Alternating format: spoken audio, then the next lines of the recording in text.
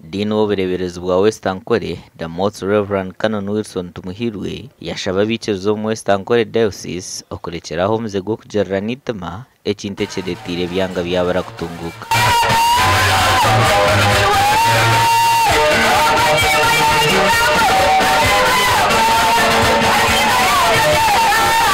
Abanye rukusimbira amakanda nangwe n'injara yarga futere cyaro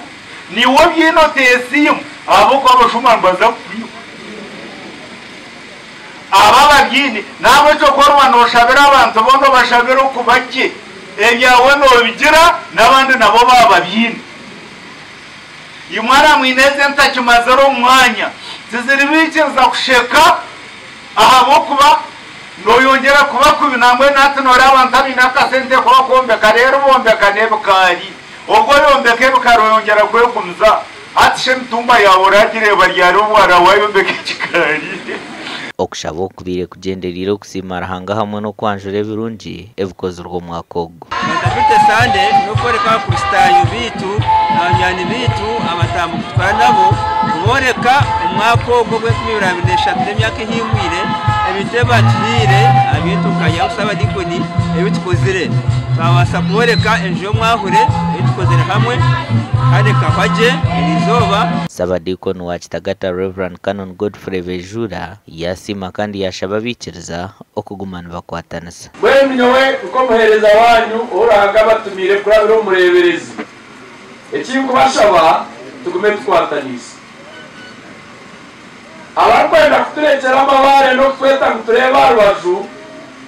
ebyo tutakare barwaju barekere bagire ko ngayiturukuza tushabe mukama tuseyo abo kwanu batwebendiye Kitagata umwaka guhiro gwe kanso mu Western Kore Diocese ekakwata umwanya gwo kubanza ombye ntunguka. Hii reason ya speech express na accountability tamu itwahika tukozereki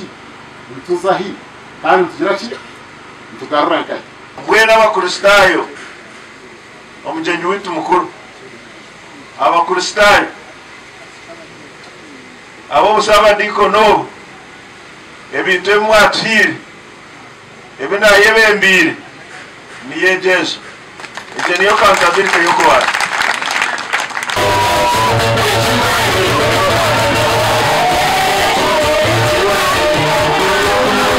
Sabadikoni wa Kitagata n'umwahama Sabadikoni mushanju agari umurushema garukora kurungi okubitsaho ubureberezi bwa Western Kore Diocese Gashakwa Abraham Muganzi.